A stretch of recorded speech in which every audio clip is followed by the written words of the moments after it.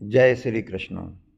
गीतांक 133 श्रीमद् भागवत गीता 11वां अध्याय विश्वरूप दर्शन योग श्लोक 11.1 से 11.55 तक। भगवान का ब्रह्मांडीय विराट रूप और भक्ति की महिमा।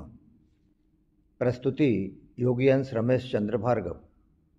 प्रिय धर्म प्रेमियों, इस अंक के पूर्व हमने कुल 132 गीतांकों में श्रीमद् भागवत गीता के 700 श्लोकों में से पहले अध्याय से लेकर 10वें अध्याय तक प्रथम 10 अध्यायों में कुल 422 श्लोकों का स्वाध्याय मनन किया। आगे इस अंक अर्थात गीतांक 133 में अब हम गीता जी के विश्वरूप दर्शन योग नामक 11वें अध्याय में भगवान का ब्रह्मांडीय विराट रूप और भक्ति की महिमा विषयक अलौकिक छटा का स्वाध्याय मनन करेंगे। पिछले अध्याय में भगवान श्री कृष्ण ने अर्जुन की भक्ति को पोषित और प्रगाढ़ करने के लिए अपनी दिव्य विभूतियों का वर्णन किया था। अध्याय के अंत में वे स्पष्ट रूप से अपने असीम विश्वरूप का उल्लेख करते हुए कहते हैं कि मेरे उस रूप में दिखाई देने वाले सभी सौंदर्य, ऐश्वर्य, तेज और शक्तियों को मेरे तेज का स्फुरलिंग मानो। स्फुरलिंग अर्थात एक चिंगारी भर मानो। इस अध्याय में अर्जुन श्री कृष्ण से प्रार्थना करते हैं कि वे उसे अपने विश्व रूप या सभी ब्रह्मांडों में व्याप्त अपने अनंत ब्रह्मांडीय विराट रूप का दर्शन कराएं। तब भगवान उन पर कृपा करते हुए उन्हें अपनी दिव्य दृष्टि प्रदान करते हैं, जिसे प्राप्त कर अर्जुन देवों के देव श्री कृष्ण के शरीर में संपूर्ण सृष्टि का अवलोकन करते हैं। आइए अब हम भी भगवान की उस अद्भुत छटा व विराट स्वरूप का अमृत श्रवण करते हैं। अर्जुन ने कहा, हे भगवान, आपके द्वारा प्रकट किए गए परम गुह्य आध्यात्मिक ज्ञान को सुनकर अब मेरा मोह दूर हो गया है। मैंने आपसे सभी प्राणियों की उत्पत्ति और संहार के संबंध में विस्तार से सुना है। हे कमल नयन, मैंने आपकी अविनाशी महिमा को भी जाना है। हे परमेश्वर, आप वास्तव में वही हैं जिसका आपने मेरे समक्ष वर्णन किया है। हे परम पुरुषोत्तम, मैं आपके उस विराट रूप को देखने का इच्छुक हूँ। अर्जुन कहते हैं, हे सभी अप्रकट शक्तियों के स्वामी, यदि आपको लगता है कि मैं आपके उस रूप को देखने में समर्थ हूँ, तो कृपा कर आप मुझे अपने उस अविनाशी विराट स्वरूप को दिखाने की कृपा करें। तब परमेश्वर अर्जुन से कहते हैं, हे पार्थ, अब तुम मेरे सैकड़ों और हजारों अद्भुत दिव्य रूपों को विभिन्न आकारों और बहुरंगी रूपों में देखो। हे भरतवंशी, लो, अब अदिति के 12 पुत्र, 8 वसु, 11 रुद्र, 2 अश्विनी कुमार और 49 मरुतों सहित पहले कभी न प्रकट हुए अन्य उन सभी आश्चर्यों को मुझ में देखो। हे अर्जुन, सभी चर और अचर सहित समस्त ब्रह्मांडों को एक साथ मेरे विश्व रूप में देखो। इन सब के अतिरिक्त भी अगर तुम कुछ और भी देखना चाहो तो वह सब मेरे विश्वव्यापी रूप में देखो। भगवान कहते हैं, परंतु हे अर्जुन, तुम अपने इन नेत्रों से मेरे दिव्य ब्रह्मांडीय स्वरूप को नहीं देख सकते हो। इसलिए मेरे इस रूप को देखने के लिए मैं तुम्हें दिव्य दृष्टि प्रदान करता हूँ। फिर तुम मेरी दिव्य विभूतियों को देखो। संजय कहते हैं, हे राजन, इस प्रकार से कहकर योग के स्वामी महायोगेश्वर भगवान श्री कृष्ण ने अर्जुन को दिव्य दृष्टि प्रदान कर अपने दिव्य विश्व स्वरूप को दिखाया। अर्जुन ने भगवान के दिव्य विराट रूप में असंख्य मुख और आँखों को देखा। उनका रूप अनेक देवी आभूषण से अलंकृत था और कई प्रकार के दिव्य शस्त्रों को उठाए हुए था।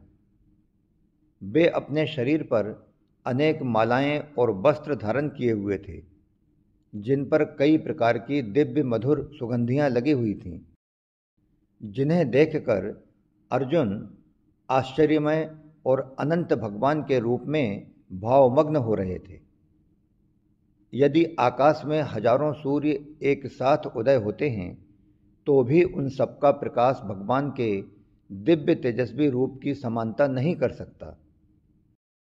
अर्जुन ने देवों के देव भगवान के उस दिव्य शरीर में एक ही स्थान पर स्थित समस्त ब्रह्मांडों को देखा। संजय कहते हैं, भगवान श्री कृष्ण के उस विश्वरूप के दर्शन कर आश्चर्य में डूबे अर्जुन के शरीर के रोंगटे खड़े हो गए और वह मस्तक को झुकाए भगवान के समक्ष हाथ जोड़कर इस प्रकार प्रार्थना करने लगे। हे भगवान, मैंने आपके शरीर में सभी देवताओं और विभिन्न प्रकार के जीवों को देखा। मैंने वहाँ कमल पर आसीन ब्रह्मा और शिव के साथ साथ सभी ऋषियों और स्वर्ग के सर्पों को भी देखा। मैं सभी दिशाओं में अनगिनत भुजाएं, उदर, मुंह और आँखों के साथ आपके सर्वत्र फैले हुए अनंत रूप को देखता हूँ। हे ब्रह्मांड के स्वामी, आपका रूप अपने आप में अनंत है। मुझे आप में कोई आरंभ, मध्य और अंत नहीं दिखता। मैं मुकुट से सुशोभित चक्र और गदा से सुसज्जित शस्त्रों के साथ सर्वत्र दीप्तिमान लोक के रूप में आपके रूप को देख रहा हूँ। इस चमचमाती अग्नि में आपके तेज को देख पाना कठिन है, क्योंकि वह सभी दिशाओं से प्रस्फुटित होने वाले सूर्य के प्रकाश की भांति अत्यंत तीव्र है। अर्जुन कहते हैं, हे भगवान, मैं आपको परम अविनाशी मानता हूँ। आप ही धार्मिक ग्रंथों द्वारा ज्ञात होने वाले परम सत्य हैं। आप समस्त सृष्टि के परम आधार हैं और आप ही सनातन धर्म के नित्य पालक और रक्षक हैं। आप अविनाशी परम प्रभु हैं। आप आदि, मध्य और अंत से रहित हैं और आपकी शक्तियों का कोई अंत नहीं है। सूर्य और चंद्रमा आपके नेत्र हैं तथा अग्नि आपके मुख के तेज के समान है और मैं आपके तेज से समस्त ब्रह्मांड को जलते हुए देख रहा हूँ।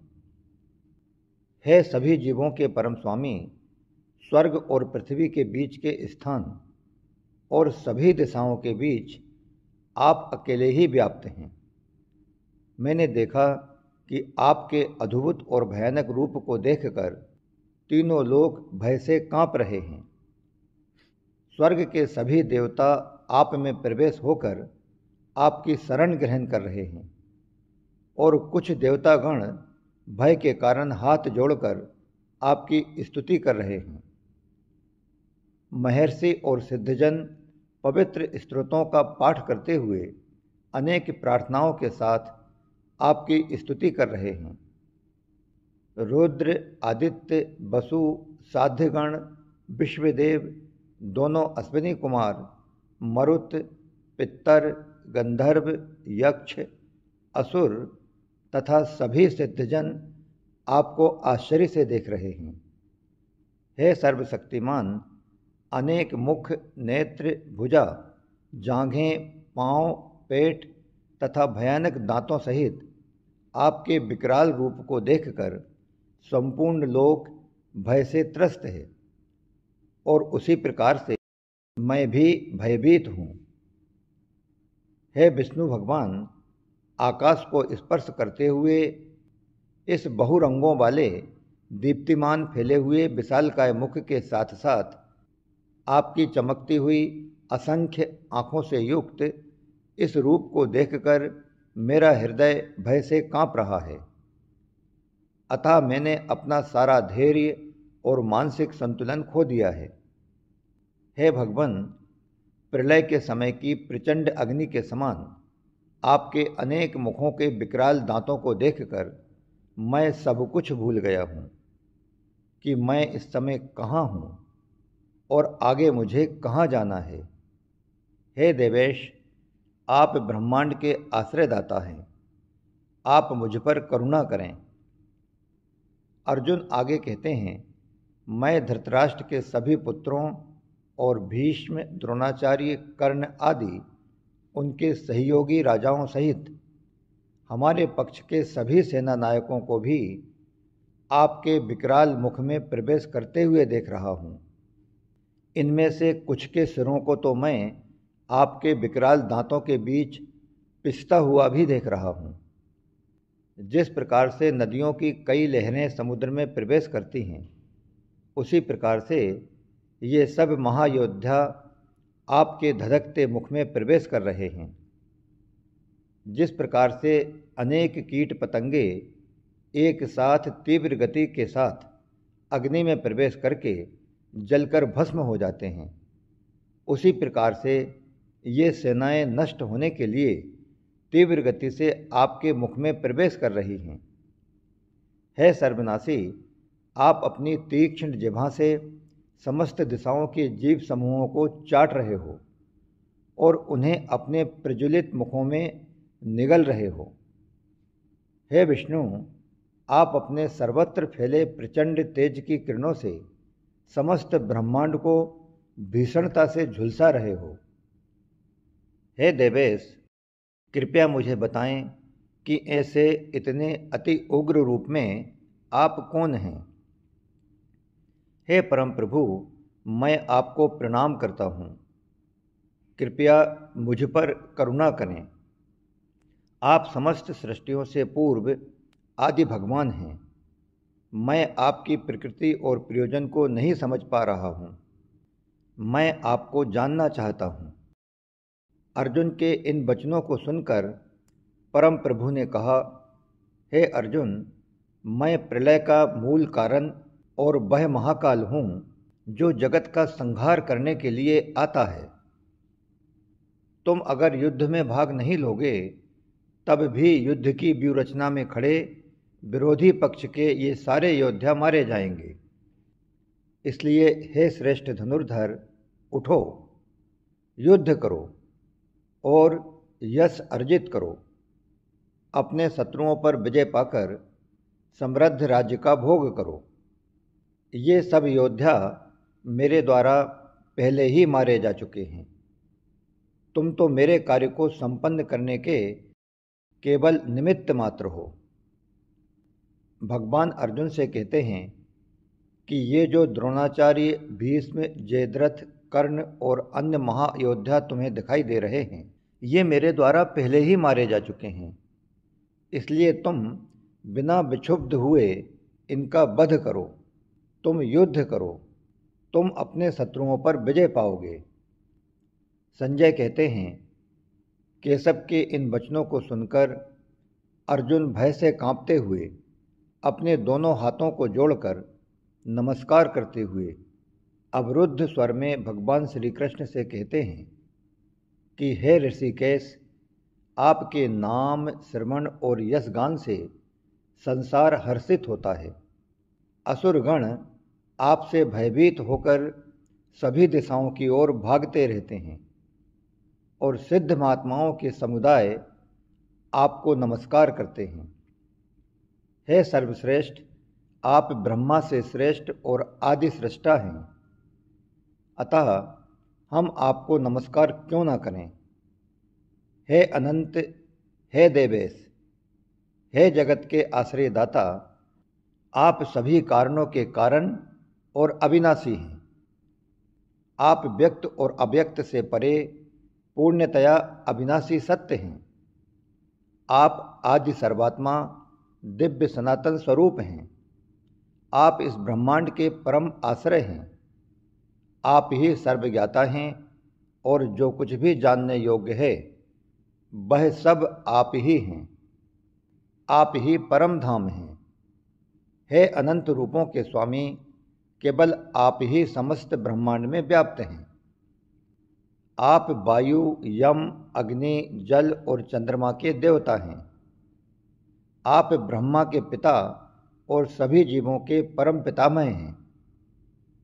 अतः मैं आपको हजारों बार और बार बार नमस्कार करता हूँ।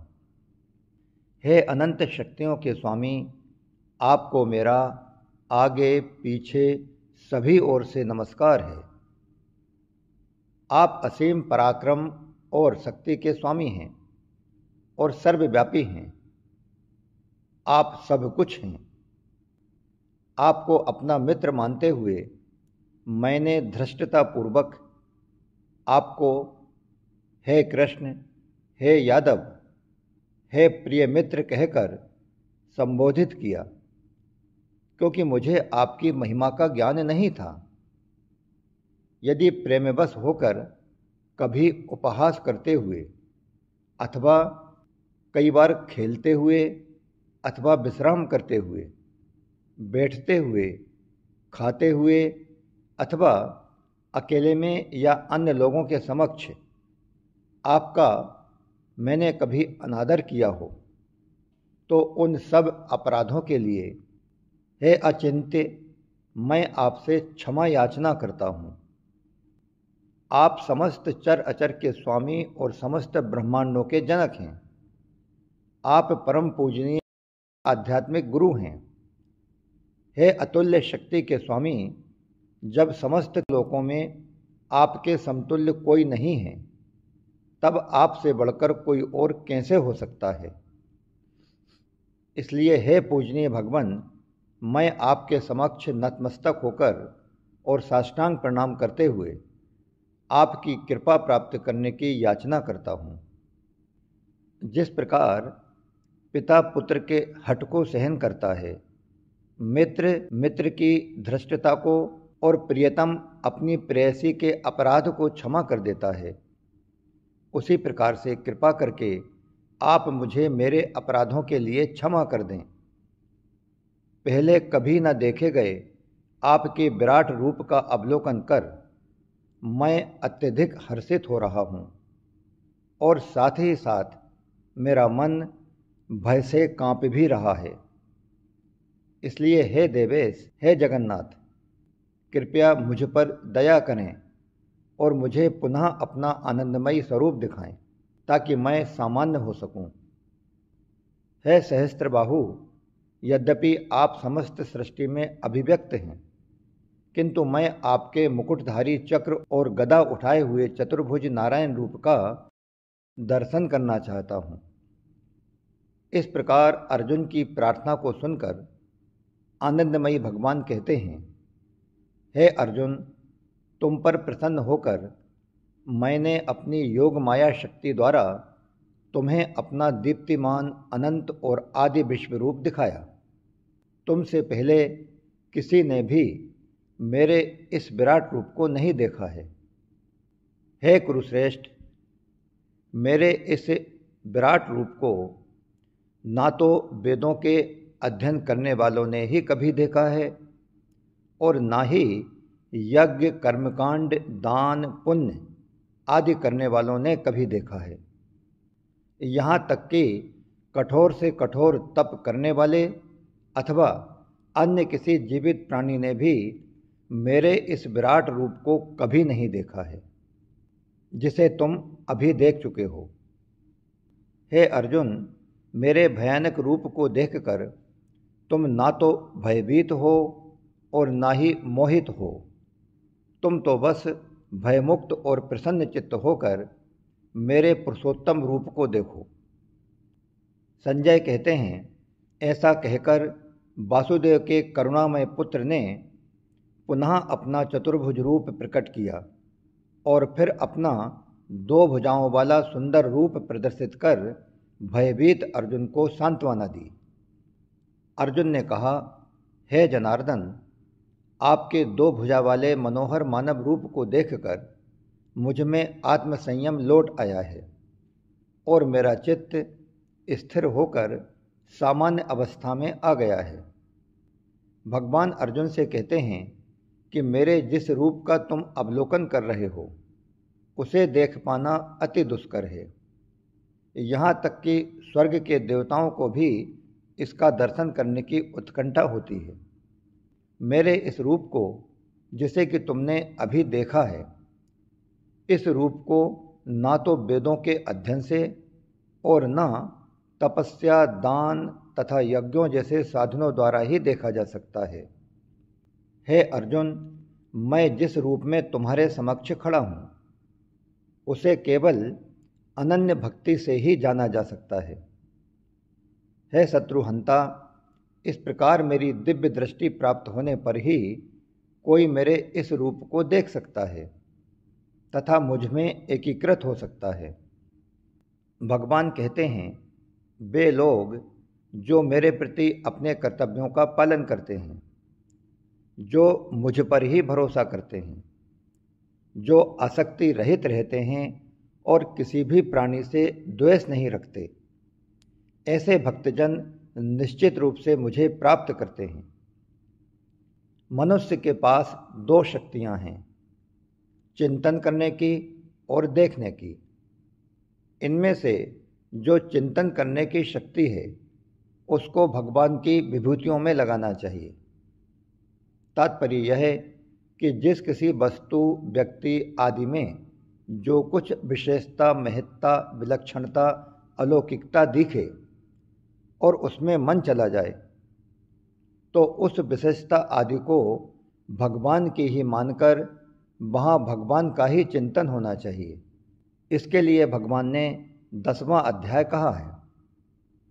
दूसरी जो देखने की शक्ति है, उसको भी भगवान में ही लगाना चाहिए।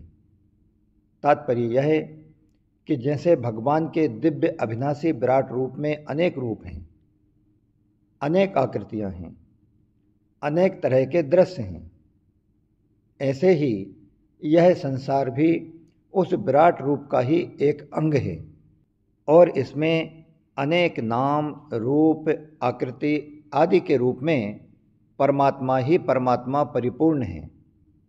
इस दृष्टि से भगवान कहते हैं कि सृष्टि में सबको परमात्मा स्वरूप ही देखें। इस प्रकार ओम तत्सत इन भगवान नामों के उच्चारण पूर्वक ब्रह्म विद्या और योग शास्त्र में श्रीमद् भागवत गीता का 55 श्लोक वाला विश्वरूप दर्शन योग नामक यह 11वां अध्याय पूर्ण हुआ। इसके बाद अगले अंक अर्थात गीतांक 134 में हम कुल 20 श्लोकों वाले श्रीमद् भागवत गीता के भक्ति योग नामक 12वें अध्याय में प्रवेश करेंगे। जय श्री कृष्णा। योगी अंश रमेश चंद्र भार्गव।